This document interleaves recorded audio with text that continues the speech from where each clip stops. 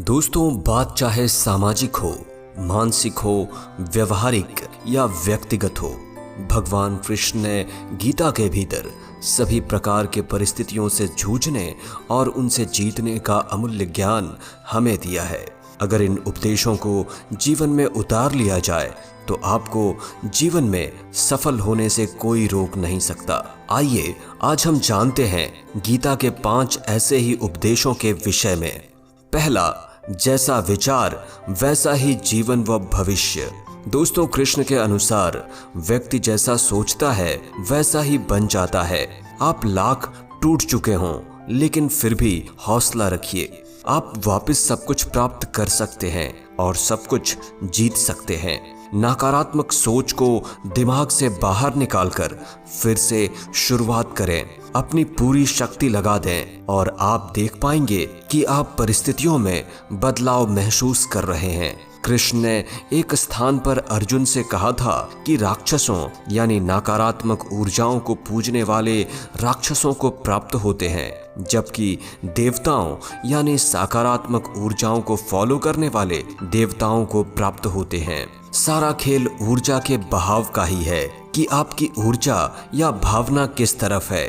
इसलिए हमें भी अपनी सोच सकारात्मक ही रखनी चाहिए ताकि हमारे जीवन में सकारात्मक घटनाएं ही घटें। दूसरा, संयम और धैर्य रखना जरूरी है।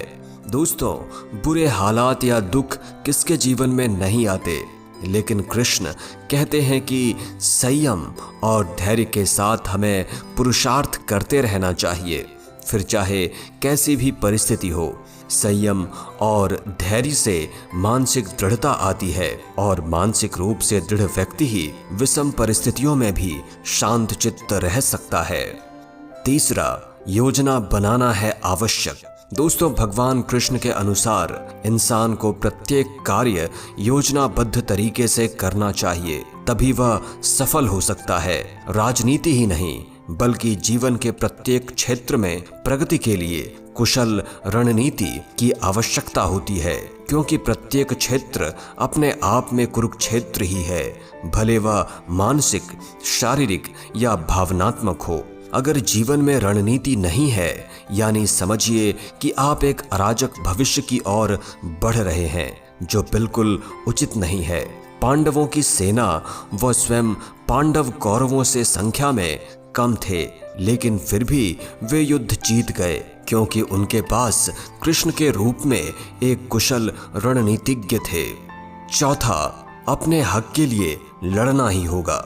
दोस्तों, जीवन के कुछ मोर्चों पर व्यक्ति को लड़ने के लिए हमेशा तैयार रहना चाहिए। कृष्ण कहते हैं, जो व्यक्ति लड़ना नहीं जानता, युद्ध उस पर थोप दिया जाएगा, उसे मजबूर किया जाएगा कि वो अपने हक के लिए लड़ना सीखे, भले वो सबसे पहले क्यों न मारा जाए। पांडव भी अपने चचेरे भाइयों से लड़ना नहीं चाहते थे, लेकिन उन्हें मजबूर होकर लड़ाई करनी ही पड़ी। इसलिए दोस्तों, जरूरत पड़ने पर आपको भी अपने हक के लिए युद्ध करना होगा। जरूरी नहीं है कि युद्ध केवल शस्त्रों से ही हो, युद्ध कई बार जीवन की परिस्थितियों से भी करना पड़ता है। पांचवा, भाग्य नहीं कर्म पर विश्वास। दोस्तों, आप जैसे कर्म करते हो उसी के परिणाम भविष्य में भाग्य बन जाते हैं। आप अच्छा करोगे तो आपके साथ आगे भी अच्छा होगा, आप बुरा करोगे तो आपके साथ आगे भी बुरा होगा। यह खेल बहुत सीधा है, कर्म के बिना भाग्य का कोई अस्तित्व नहीं है। इसलिए श्री कृष्ण कर्म करने पर अत्यधिक जोर देते हैं।